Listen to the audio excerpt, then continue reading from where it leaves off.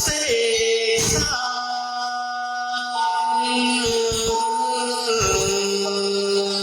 พระตั้งใจมาจาก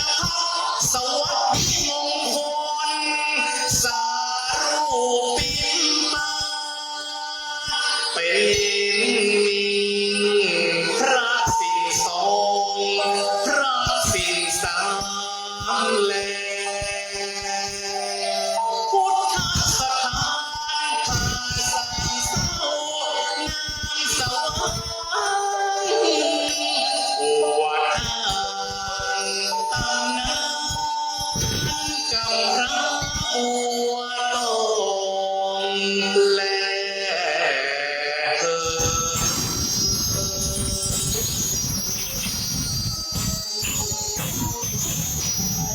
เ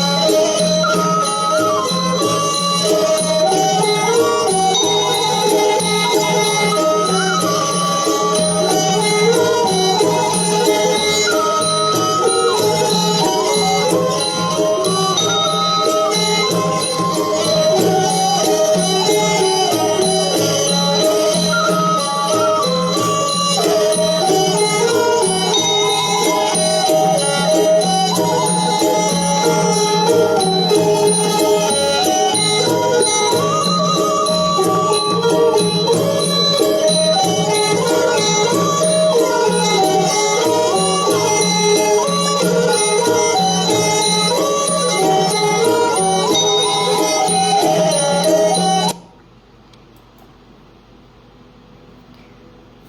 ยอหัตถาขอยอหัตถาวันทากราบน้อมด่างดวงดอกซ่อมบุปผาตัวข้าม่อนน้อยกราบไหว้ทูลสาไตรรัตนาสามดวงเก้าเงาไหว้เจ้าสังฆะครูบาอาจารย์ตนกองวัดงามสั่งสอนม่อนค่าสั่งสอนม่อนค่าขอนอบน้อมในคุณพระรัตนตรัยอันมีคุณพระพุทธคุณพระธรรมคุณพระสงฆ์คุณรัตนแก้วเจ้าทั้งสามประการอันเป็นสรณะเป็นที่พึ่งแก่พุทธศาสนิกชนพุทธบริษัททั้งหลายขอยอมือ10 นิ้วถวายความเคารพมายังครูบาอาจารย์พระเถรานุเถระครูบาสังฆะพระสังฆาธิการพระสงฆ์ทุกรูปทุกตนขอความเจริญสุขสวัสดีในธรรมขอจงมีแก่ศรัทธาญาติโยมสาธุชนพุทธศาสนิกชนพุทธบริษัททั้งหลายธรรมะสวัสดีมายังพ่ออุ้ยแม่อุ้ยลุงป้าน้าอาศรัทธาญาติโยมสาธุชนชาวพุทธทุกท่านในช่วงนี้ก็จะได้นำทุกท่านเข้าสู่รายการธรรมะของทางสถานีวิทยุกระจายเสียงแม่ขจารย์โมเดิร์นเรดิโอ FM 94.50 เมกะเฮิรตซ์ทดลองประกอบกิจการในประเภทกิจการทางธุรกิจออกอากาศณอาคารเลขที่103หมู่ที่6บ้านสันมะนะตำบลแม่เจดีอำเภอเวียงป่าเป้าจังหวัดเชียงรายลิงก์สัญญาณไปยัง 98.75 เมกะเฮิรตซ์วัดห้วยตองซักเรดิโออำเภอจอมตองจังหวัดเชียงใหม่และในเครือข่ายคลื่นสีขาวเพื่อชาวประชาในโอกาสนี้ก็จะเป็นช่วงของรายการธรรมะบันเทิงใจซึ่งเมื่อวันนี้ก็ได้งดจัดรายการไป1 วันเนื่องด้วยว่าติดภารกิจแต่ว่านี้ก็ได้แจ้งตังเน้นลักไอเจเจลิงก์ตังได้รอแตนเนาะแตนศรัทธาญาติโยมตอนนี้ก็ไล่สดผ่านทางเพจรายการธรรมะบันเทิงใจและแชร์ไปติทิตาวุฒสิริภิกขุตอนนี้ก็มีญาติโยมก็เข้ามาฟังกันสัญญาณชัดเจนจะได้ก็คอมเมนต์กันมาได้เนอะผ่านทางไลฟ์สดของทางเพจรายการธรรมะบันเทิงใจตอนนี้โย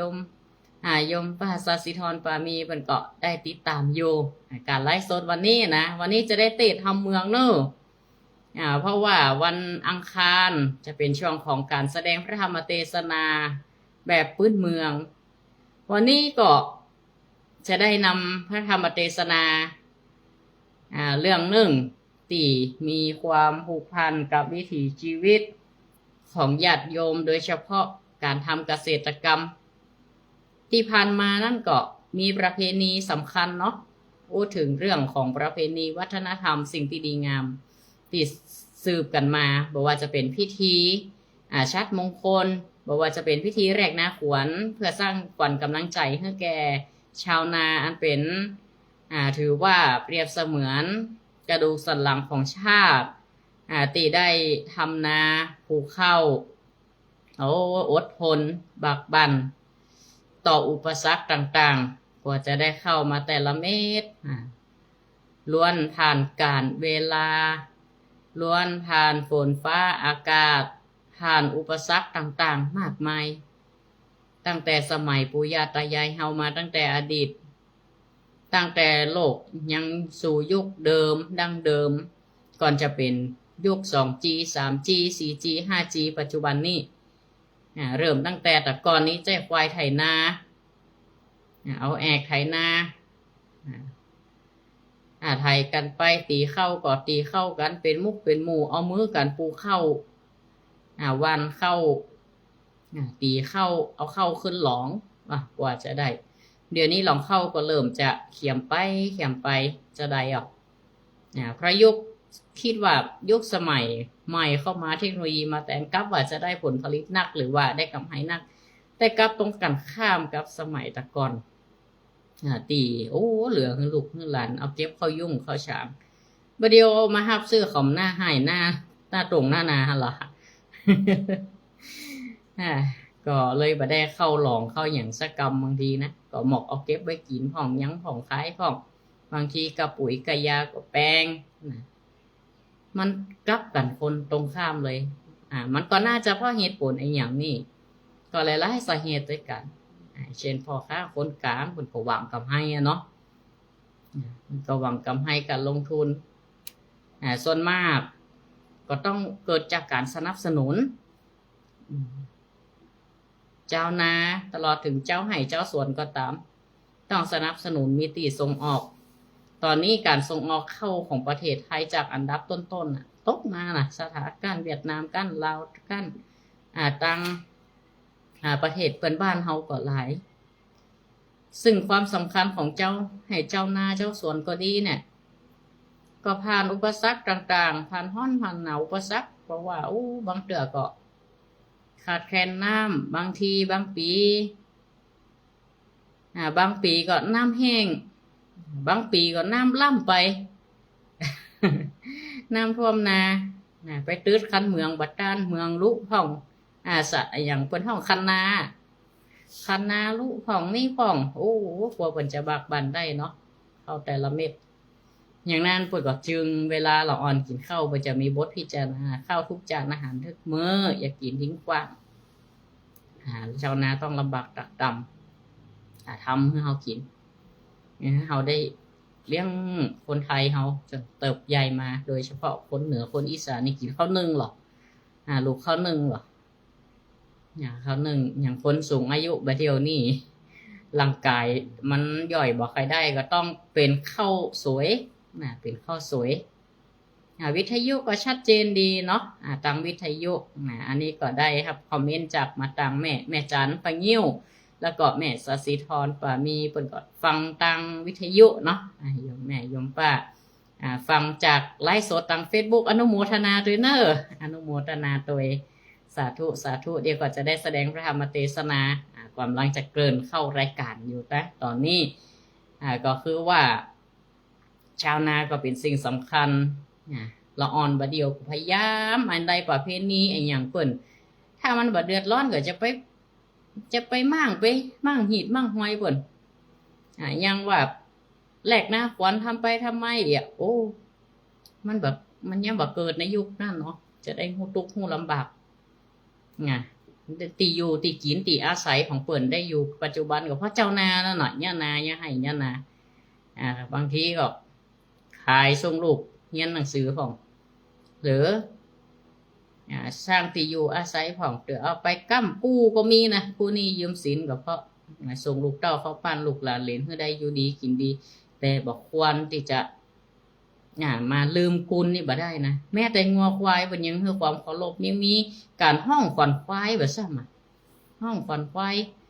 เวลาเสร็จงานแล้วเปิ่นก็เลี้ยงผีตงผีนานี่เป็นเปิ่นห้องว่าแสดงความกตัญญูกตเวทีจริงอยู่ที่มันอาจจะบ่ใจอย่างที่อาจจะทันสมัยตลอดไปหรือว่าตอบโจทย์เสมอแต่ว่าในความลึกๆเนี่ยเปิ่นฮื้อคติธรรมคติโบราณเปิ่นฮื้อหรือนึกถึงความกตัญญูกตเวทีต่อบุพการีของเฮาโดยอย่างประเพณีตานเข้าใหม่เฮาก็ต้านหาบรรพบุรุษเฮาได้เก็บผลผลิตเก็บเกี่ยวมาตอนนี้ก็เข้าสู่ช่วงหน้าฝนเนาะเข้าสู่ช่วงหน้าฝนละเพิ่นก็จัดพิธีให้มันสร้างขวัญกำลังใจให้แก่ชาวนาตลอดถึงเกษตรกรรมบอกว่าเจ้าไห่เจ้าสวนบอกว่าแต่ก่อนนี้มีการรับจ้างนั้นนี่ก็ถือว่าเป็นอาชีพที่สุจริตดีเหลือคอร์รัปชันเข้ามาโกงกินได้ครับนั่นครับนี่ตำแหน่งแล้วเข้ามาโดยอันก็ชอบพ้องหรือว่าอันนั้นน่าละอายกว่าจะมีโรยปั่นฟ้าก็ตามจะมีเกียรติมีสักเกียรติยศปั่นได้ก็ตามตำแหน่งได้ก็ตามหากว่า บ่มีความสุจริตทางกายวาจาใจทำบ่ดีประพฤติบ่ชอบช่อลาดบังหลวงอันนี้ก็บ่น่ามีความเคารพนับถือมาบ่มีความดีในตนแม้จะประกอบอาชีพใดๆก็ตามอาชีพทุกอาชีพนั้นมีเกียรติมีศักดิ์ศรีเหมือนกันหมดเนาะพร้อมได้ไปเปลี่ยนเป็นไปด้วยชอบแล้วฉะนั้น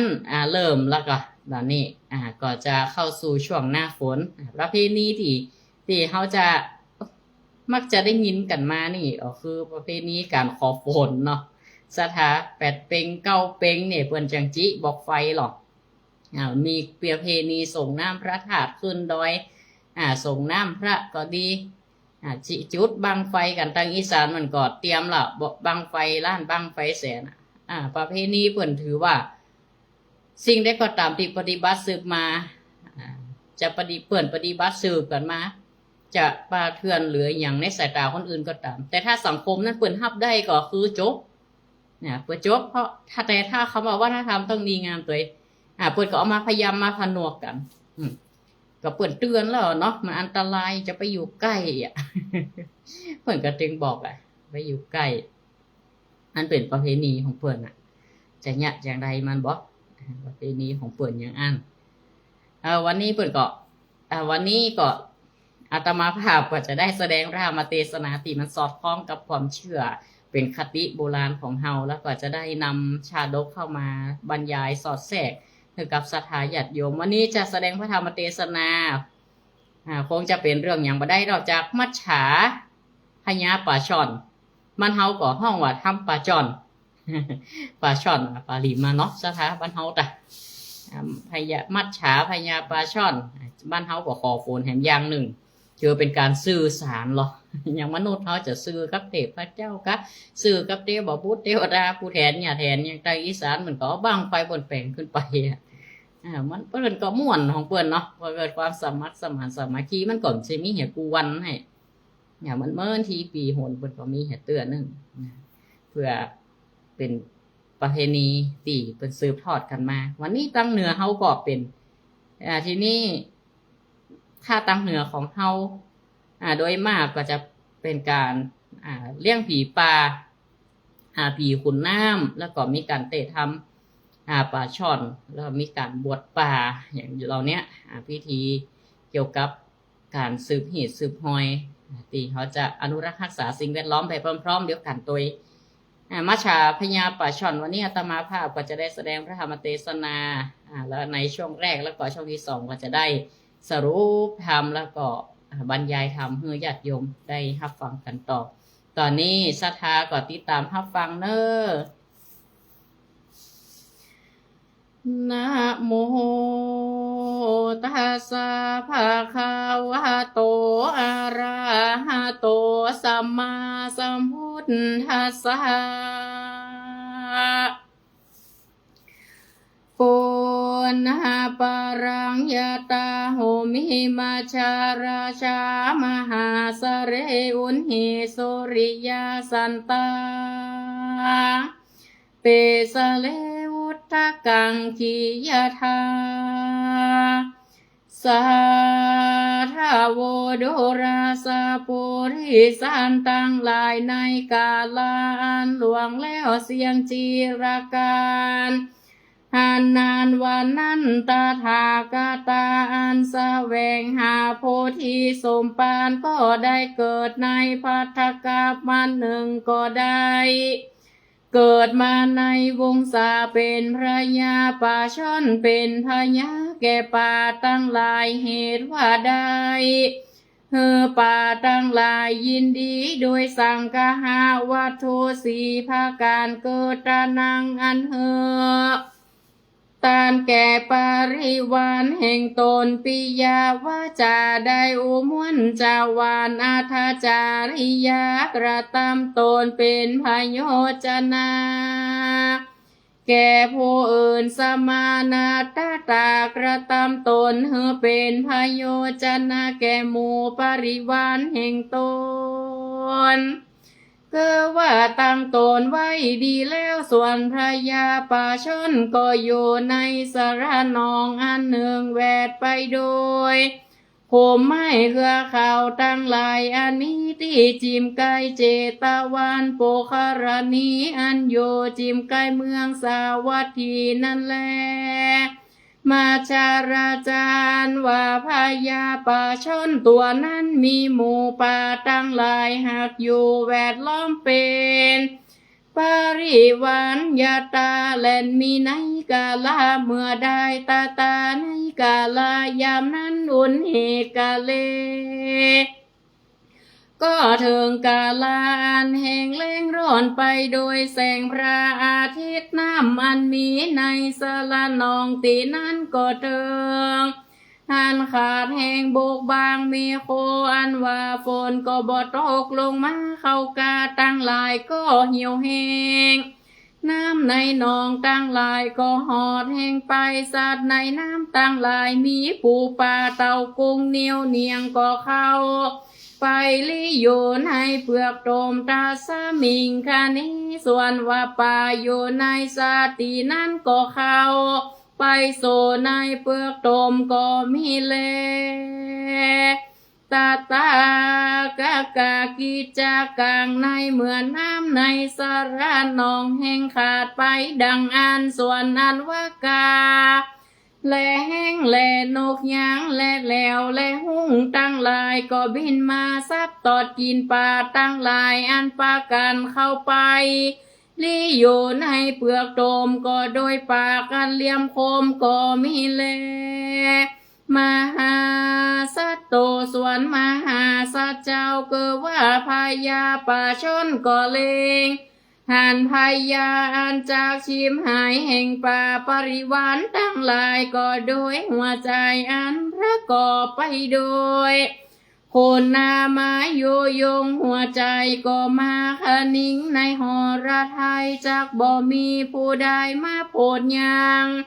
ป่าตั้งหลายหือป้นจากตกเต่าเว้นไว้แต่ตัวกูผู้เดียวบ่มีภัยอาจมาปลดปล่อยหมู่ญาติกาแห่งกูป้นจากตกเต่ากูผู้เดียวจากปลดปล่อยหือเขาป้นจากตกภาคการหนึ่งก็จากเป็นกูลหานมากนักแก่คนตั้งหลายอันเลี้ยงชีวิตตนก็โดยเข้ากาอันปลูกหวานในนาในไร่นั้นแต่แลการเจ้าขานิงสานนี้แล้วก็กระทำอธิษฐานสัจจกิริยาเปื่อจางฝนตกลงมาก็มีวันนั้นแหละนะ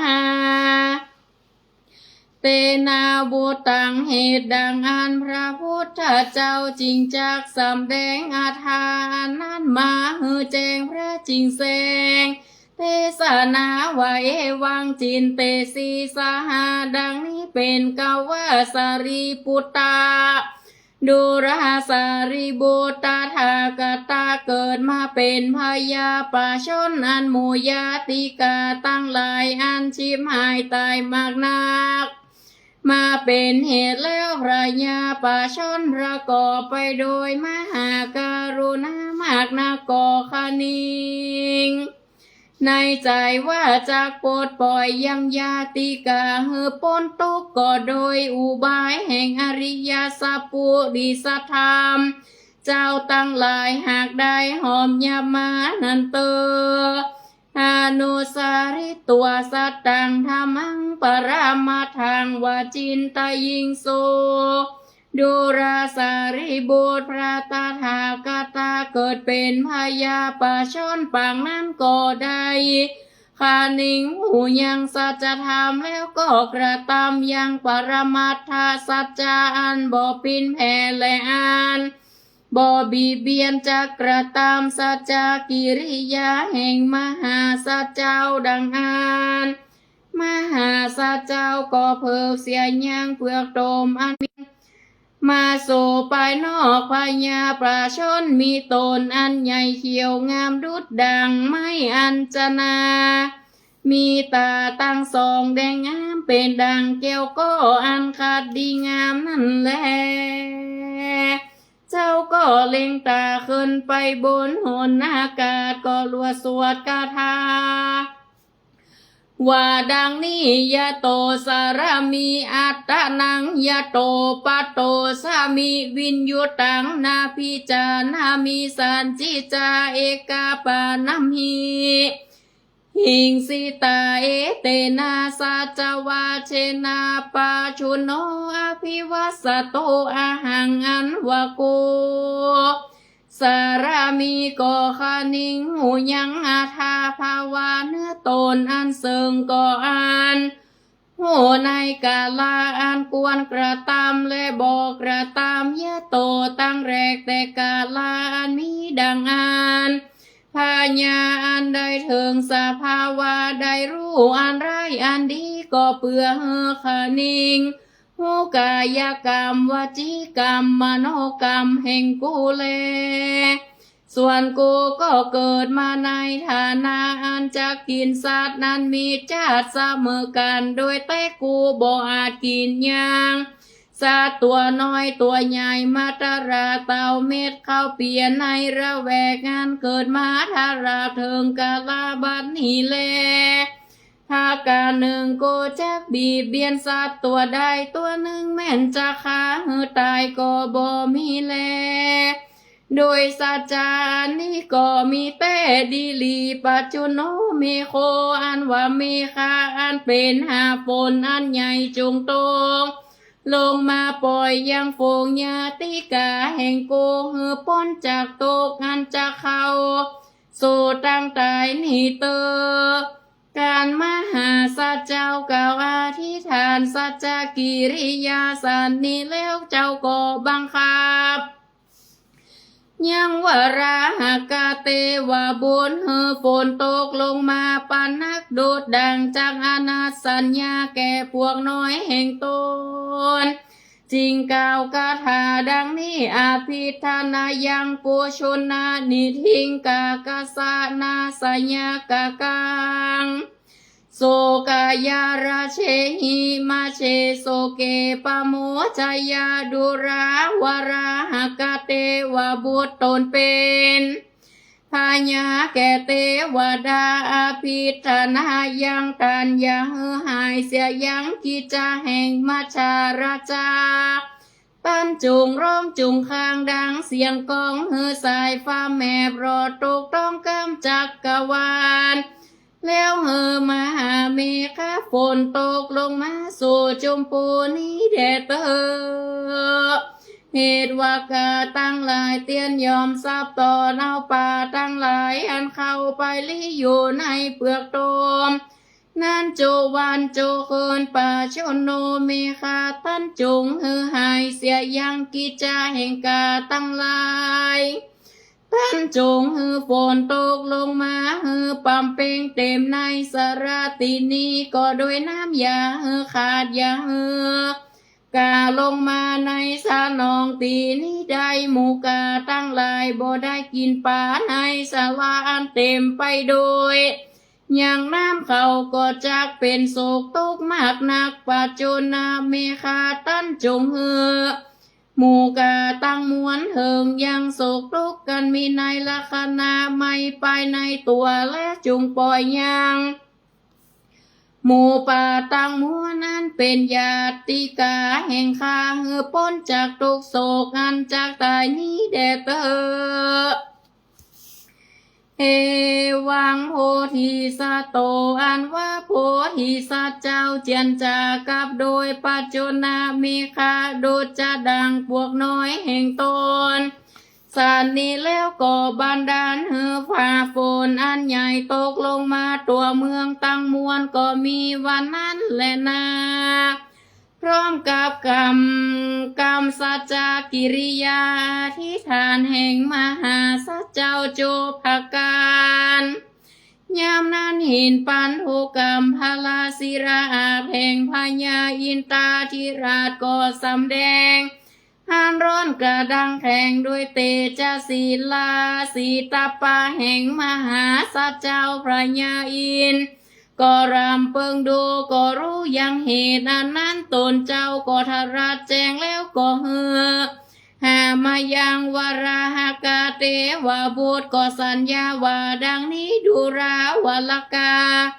เตวะบุตรบานิมาชาราชาป่าชนตนเป็นมหาปุริสาตันก็มาขายเหือฝนตกลงเหือรำงาบเสียอย่างโศกทุกข์แห่งป่าตั้งหลายอันเป็นญาติกาแห่งป่าชนวานเขาจงกระตามยังหามีข้าฝนตกลงในโกสลาราธาตั้งมวลบัดนี้เตอโสวราหาโกส่วนวราหากาเตวะบุตรก็รับเอากรรมแห่งพญาอินตาวาสาโทเตวะคาเดมหาราชเจ้าดีและว่าอันแล้วก็นุ่งผ้าหันเขียวโดดดังมีค่าก็สบายเพิ่นหนึ่งแล้วก็ขับนนทีอันนี้ชื่อว่ามีค่ากีตาแล้วไว้นาล่อโลกาธาโตโหนวันตกยามนั้นมณฑลเมกาอันหนึ่งพามานเต่าลำเขาก็ขึ้นมาในโหนตีสาวันออกก็แตกเป็นกีบและร้อยแรปันก็ร้องดังคลางดังมากนาก็แบ่งยังสายฟ้าตีนั้นเป็นหาฝนอันใหญ่มาปกครอบงามยังเมืองโกสาลาราตั้งมวลก็โดยหาฝนเมกาก็เหือตกลงมาบ่อขาสายมาทาราย้ำเดียวก็ปั๊มเป่งเต็มในหนองสราตีนั้นส่วนป่าตั้งหลายก็พ้นจากความตายก็มีแลนาส่วนอันว่าสัตว์ตั้งหลายมีกาเป็นต้นก็เถิงซึ่งอันบ่ยินดีแห่งเขาเหตุบ่ได้กินป่าในสะนองตีนั้นก็มีแลบ่เต่าแต่ป่าและสัตว์ตั้งหลายได้พ้นจากทุกสิ่งเดียวแม้นว่าคนตั้งหลายก็เหือแล้วเข้ากาในนาตั้งมวลบุตรที่จำเริญดีจุติจุแห่งก็มีแลแม้นว่าสัตว์สี่ตีนสองตีนตั้งหลายมีต้นบางว่าควายก็ดีคนตั้งหลายโฟงอันหาสาไรเสริงน้ำฝนเลี้ยงชีวิตก็ดีก็พ้นจากกายิกาตกและเจตาสิกาตงโจภาการก็มีวันนั้นแลนะเตนาวุตังเหตุดังอันพระพุทธเจ้าชักสำแดงยังอาทาอันนั้นมาหือแจ้งพระจริงเสงเตสานาว่าดังนี้สหกเตสัจาวเรปุชุโนอภิวาสิญาทลังนินนันจาปุเรนโตคเนนาอภิวาสิญาเฮวารูปังสัจกิริยังกัตตัววิริยามุตตะมังวาสาเปสังมหา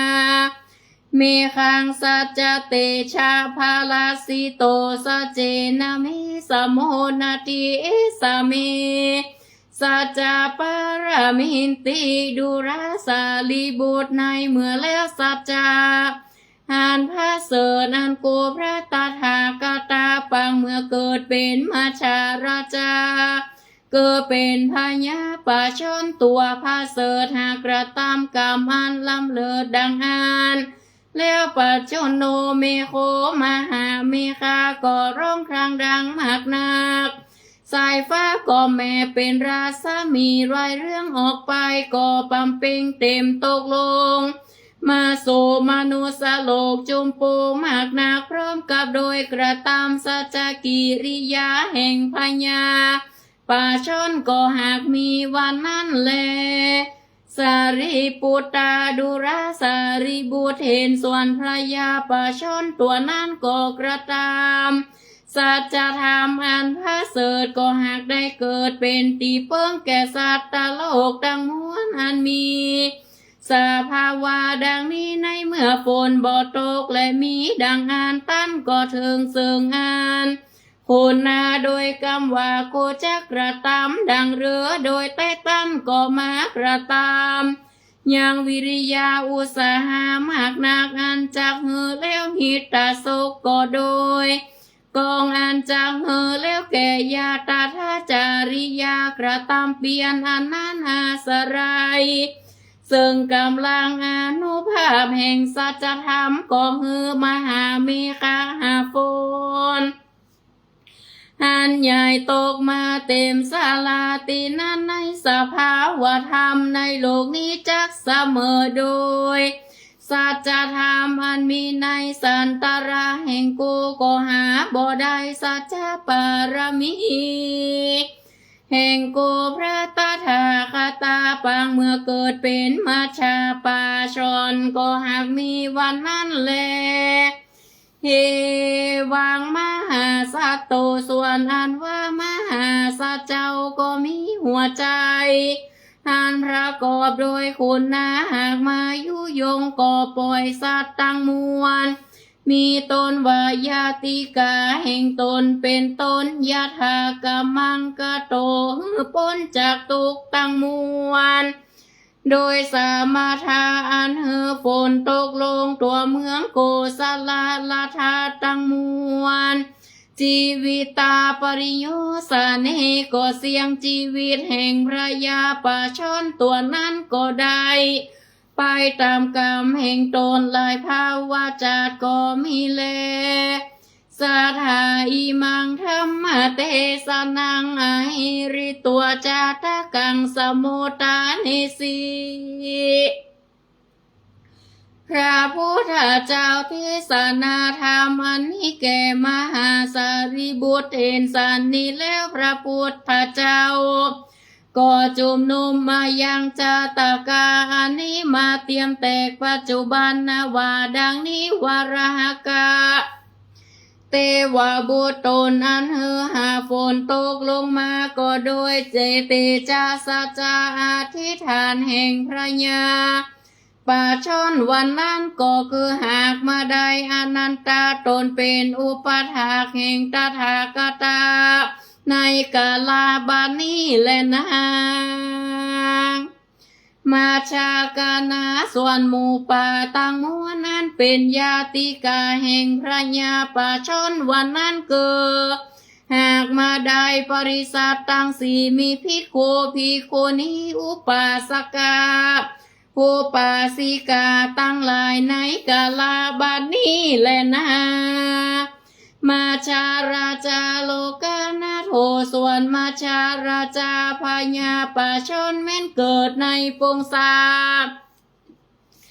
อันจะกินยังสัตว์นั้นมีชีวิตเสมอกันก็บอกกินยังป่าตั้งหลายเจ้าก็ปฏิบัติญาติกาตั้งหลายพ้นจากทุกข์ถึงสุขสำราญแก่สรรพสัตว์และคนตั้งหลายมาชาราจาตัวนั้นก็คือหากมาได้กูพระตถาคตาตนเป็นตีจางตีเปิ้งแก่ไว้นายาสัตว์ตั้งมวลในกาลาบัดนี้แลนะโพธิสัตว์เจ้าได้ปำเพ็งสัจจะปารมีเป็นประธานแม้นว่าปารมีธรรมเก้าประการมีตนวาตานาปารมีเจ้าก็ได้ปำเพ็งก็มาโดยกาลาอันควรก็มีโจภาการเตบอยาจาเลนามาชาราจาจาริยังสามารถต่างนี้ที่ตั้งขีญานเก่ายังมาชาราจาพญาป่าชนก็บังคมสมเลศเสร็จแล้วเต้านี้ก่อนแล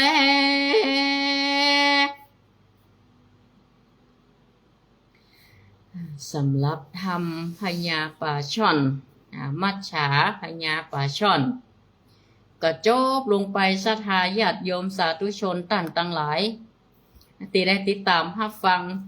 ยังพระธรรมเทศนาเรื่องมัจฉาพญาป่าช่อนอันเป็นพระธรรมเทศนาที่ออกมาจากชาดกเนาะชาตกะชาดกซึ่งก็เป็นได้ความเป็นไปเป็นมาแห่งการแสดงพระธรรมเทศนาเป็นคติโบราณใจเทศเพื่อให้ฝนตกเกิดตกต้องตามฤดูกาลอันนี้เป็น ประเพณีล้านนาของเฮา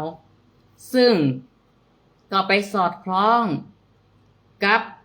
ชาดกที่เรื่องมัจฉาพญาปลาช่อนก็ยกเอาคุณนั่นแหละสถายกเอาคุณองค์พระสัมมาสัมพุทธเจ้าตีเสวยพระชาติเป็นพญาปลาช่อนตียังอินดูขุนนางยังซัดทั้งหลายเนี่ยญาติกาของตัวเก่าน่ะที่เป็นจาตุพญาปลาที่เกิดเป็นปลาด้วยกันสัตว์เล็กสัตว์น้อยนิ้วเงียง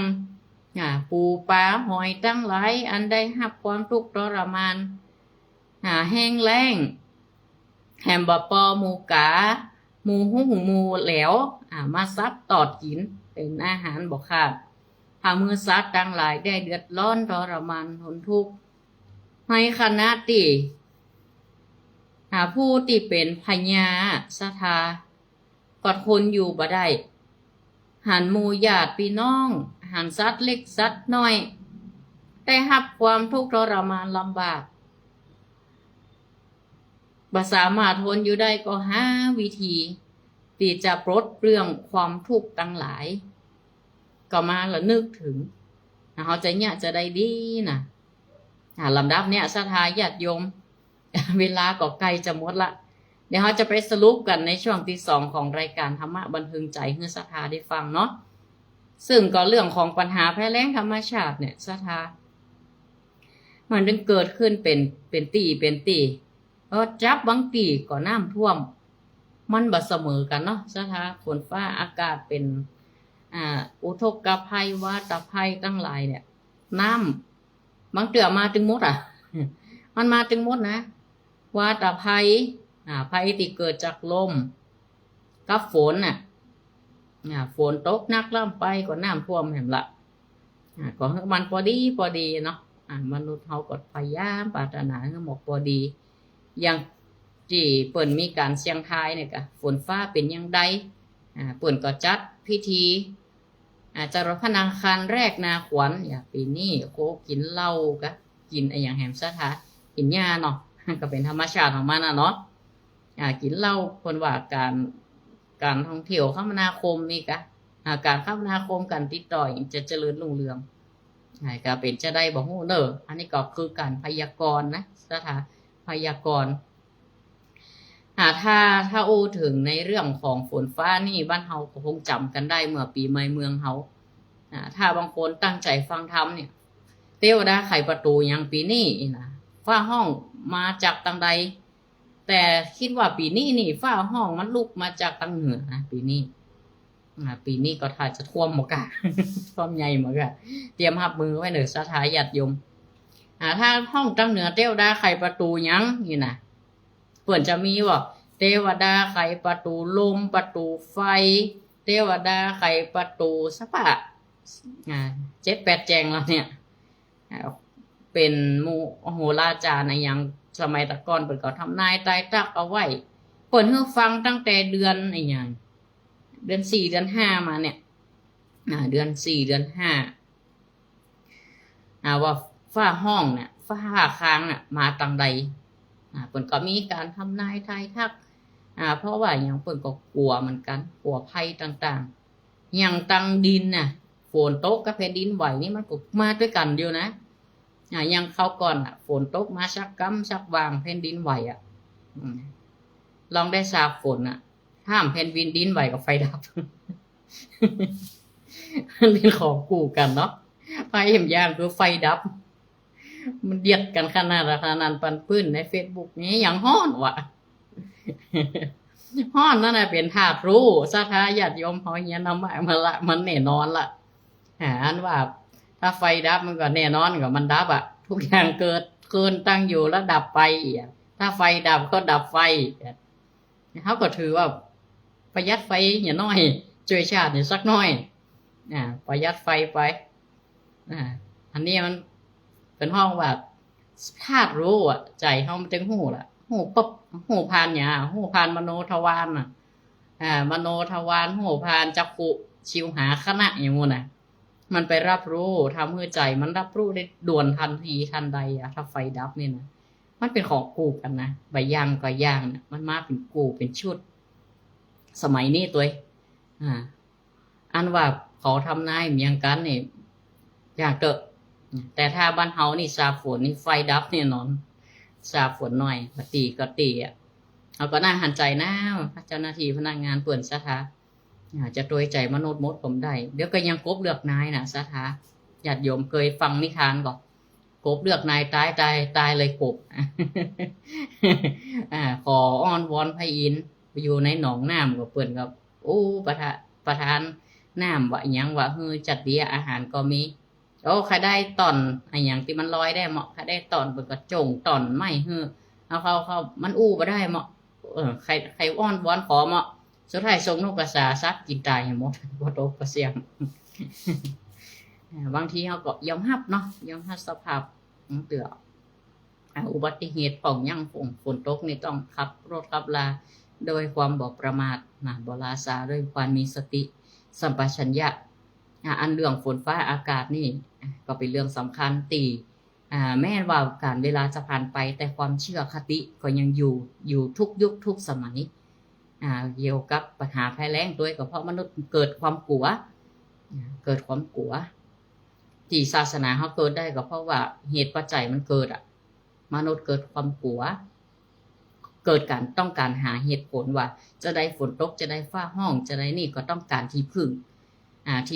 หากว่ามนุษย์หาที่พึ่งที่ถูกต้องก็ดีไปหากว่ามนุษย์หาที่พึ่งที่อาศัยที่พึ่งไปในการปฏิบัติที่บ่ถูกต้องอาจจะเอาสัตว์มาบูชายันกานี่ก็เป็นไปในทางที่เป็นมิจฉาทิฏฐิก็บ่เหมาะสมก็หาที่พึ่งที่บ่ถูกต้องดีว่าที่เฮาได้มาพบพระพุทธศาสนาได้มานับถือ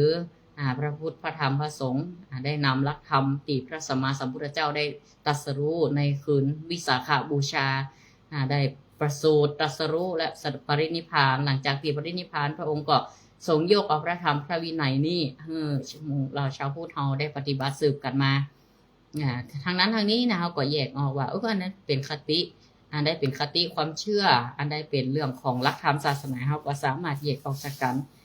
แต่จะไปกันได้เขาก็หู้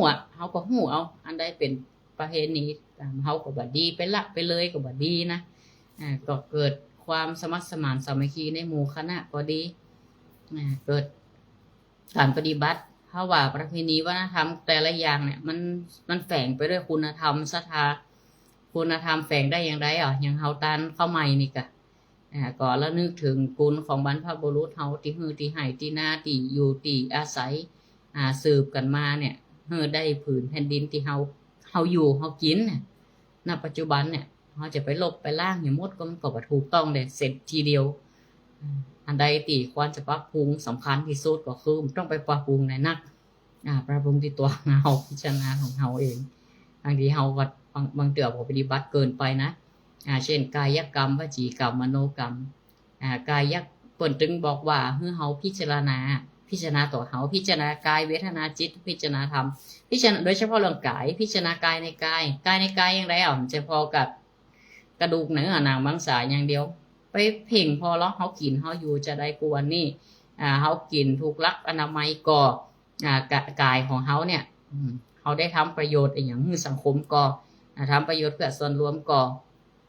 อันใดตีเฮาไปร่วมเปิ้นพ้องไปใช้สิทธิ์หรือยัง ในหน้าที่พลเมืองของประเทศเฮาพิจารณากายในกายเฮาเอากายของเฮาสังขารของเฮาที่มันได้เนี่ยเฮาไปสร้างคุณงามความดีแล้วหรือยังสร้างกุศลให้เกิดกุศลก็คือความดีที่เกิดจากกายของเฮาหรือยังกายเวทนาจิตธรรมเหล่านี้มันก็พิจารณาทีละเล็กละน้อยแค่กายอย่างเดียวนะซะท่ามันใจว่าพิจารณากับกระดูกหนังอย่างเล็บอย่างเดียวเมื่อก็มันก็จะเป็นกรรมฐานหมดญาติโยมเฮาถ้าเฮามานั่งเฮาก็มาพิจารณาตั้งแต่หัวถึงตีนถึงหัวของเฮากว้างศอกอย่างก็เปิ้นห้องกว้างศอกยาววานคือของเฮาเนี่ยมันมีการเปลี่ยนแปลงตลอดอันใดที่เปลี่ยนแปลงเนี่ยก็คือสัจธรรมละอันใดที่มีการดับเพราะธรรมะมันต้องมีการดับอยู่มีการเปลี่ยนแปลงอยู่ตลอดเวลาแม้แต่ฝนฟ้าอากาศภัยแล้งต่างๆมนุษย์ก็ต่างกลัวต้องการหาที่พึ่งธรรมดาบางทีเขาก็ประกอบพิธีที่สืบต่อกันมาเพื่อจะหาทางออกมันก็ผูกโยงไปเรื่องของเศรษฐกิจด้วยเนาะกำลังใจ เป็นการให้กำลังใจกันตัวในเรื่องของการทำให้ทำนาเมื่อฝนฟ้าตกต้องตามฤดูกาลถึงแม้ว่าพุทธศาสนามีแนวคิดในเรื่องอุตุนิยามเกี่ยวกับเรื่องของกฎธรรมชาตินั้นเป็นความแน่นอนของธรรมดาเกี่ยวกับอุณหภูมิห้อนฝนฟ้าสภาพภูมิอากาศอย่างต่างๆเหล่านี้แต่บ่ได้ปฏิเสธว่าเทวดาปฏิเสธการโดนบันดาลของเทวดาเสมอไปบางทีนั่นก็เกิดจากมนุษย์เองแล้วก็มนุษย์เองก็ประดิษฐ์คิดค้นเนาะแล้วก็ยังเฮาปลูกก็ไม่นักบางทีมันมืดมาก็จะได้ว่ามันบัดตกก็ความชื้นตั้งลุ่มมันบ่มีมันจะตกได้จะได้ว่ามันตกในป่นตั้งปลาเมียงตั้งในป่ากับเปิ่นมีความชื้นก็ไม่เป็นนักถ้าเฮาอยากจะฝนตกตัดลงเฮานักเขาก็ปลูกก็ไม่กันอย่างกันรักษาธรรมชาติให้มันดีมันก็จะตกอันเนี้ยฝนตกพี่ว่าเกิดจากฝีมือมนุษย์เฮาก็ได้บัดเดียวกับแปลงฝนเทียมเนาะโดยพระอัจฉริยภาพของพระบาทสมเด็จพระเจ้าอยู่หัวรัชกาลที่ 9เรื่องพี่นักวิทยาศาสตร์ก็พยายามจะทำเหมือนกันนะก็ทำแต่สำเร็จแต่โดยพระอัจฉริยภาพของพระบาทสมเด็จพระเจ้าอยู่หัวรัชกาลที่ 9เนี่ยเป็นมีความคิดกว้างไกลได้ศึกษาได้ปฏิบัติได้ทดลองจนสามารถที่จะบำบัดทุกข์บำรุงสุขให้ชาวบ้านเจ้าจองประชาชนได้ด้วยกันทำฝนเทียมบางทีก็เกิดจากธรรมชาติเนี่ยแต่เทวดามีก็มีแต่ว่าพระองค์ก็บอกว่าทุกอย่างเนี่ยอัตหิอัตโนนาโถตนแลเป็นที่พึ่งแห่งตนตนแลเป็นที่พึ่งแห่งตนแต่เพิ่นก็บ่ได้ปฏิเสธการมีอยู่ของเทวบุตรเทวดาเหล่านั้นแต่ว่าเพิ่นจะบันดาลได้เฮามีความดีเห็นเลยมีกุศลเห็นเลยเพิ่นก็คงว่าบันดาลเฮือทันทีทันใดศรัทธายังพญาปลาช่อนเพิ่นได้กระทำสัจจะกรรมสัจจะปารมีของเปิ้นตั้งแต่เปิ้นเป็นป่ามาเนี่ยเปิ้นบ่กินสัตว์น้อยเปิ้นจะกินตีมันเสมอกันสัตว์อันใดเล็กๆน้อยๆเปิ้นบ่กินเปิ้นทำสัจจะปารมีเปิ้นตั้งแต่ต้นหนทีแล้วกินกับตีกินสัตว์ตีเสมอกันก็เพี้ยนเพื่อหยังก็เพื่อที่จะรักษาสัจจะของเปิ้นสัจจะเหล่านี้เนี่ยโดยกรรมอธิษฐานมันมีเหตุอยู่ก็คือบัดเดียวนี้เพิ่นเดือดร้อนก็เลยตั้งสัจจะของเพิ่นที่ได้ทำมาเนี่ยขอเป็นกุศลความดีส่งไปยังวุฒิเทวดาตั้งหลายเพิ่นได้รับรู้เพิ่นก็ช่วยอยู่ไหนเพิ่นก็ช่วยเหมือนเฮาสร้างความดีนี่แหละศรัทธาหากบ่มีความดีเลยไปพัฒนาไปขอเหมือนกับเฮาไปติดสินบนอย่างใดหัวอย่างนั้นตอนนี้ก็หมดเวลาเนอะญาติโยมขอพักเบรกรายการไว้เพียงต่ออีกก่อนศรัทธาติดตามทางวิทยุเดี๋ยวกลับมาพักเบรก30 นาทีช่วงนี้ก็ขอพักเบรกรายการ30 นาทีเดี๋ยวปีกมากันต่อเวลา 19:30 นาทีรายการธรรมะบันเทิงใจก็ขอเจริญพรเนอะ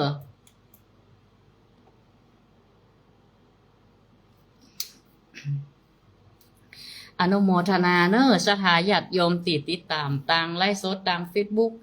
วันนี้ก็ได้ไลฟ์สดผ่านใจโทรศัพท์มือถือทดลองไลฟ์สดพอว่าสัญญาณชัดเจนดีก็วันนี้ก็มีหลายท่านเข้ามาติดตามโยมป้าสัสิธรปามีแม่จันโยมนาวันปทุมโยมปีแล้วก็โยมป้าฝนทิพย์ป้าหน่อยเนาะปอกำนันปอกำนันก็ติดตามรับฟังอนุโมทนาเนอะปอกำนันเนอะปอกำนันวิทูลประเทศป้าอุจากันเมินมาตั้งเพศก็มาเอวหากันโยมแม่อุไรวันปีนัยกันก็ติดตามรับฟังแม่ผงอุ่นบุญตันโยมประพันธ์มานุจำนี่เนาะอนุโมทนาเนอะคุณโยมเนอะอนุโมทนาทุกท่านโดยอาตมาภาพขอพักเบรกสักกำหนึ่งแล้วก็จะปิกมารับสายโทรศัพท์กันต่อ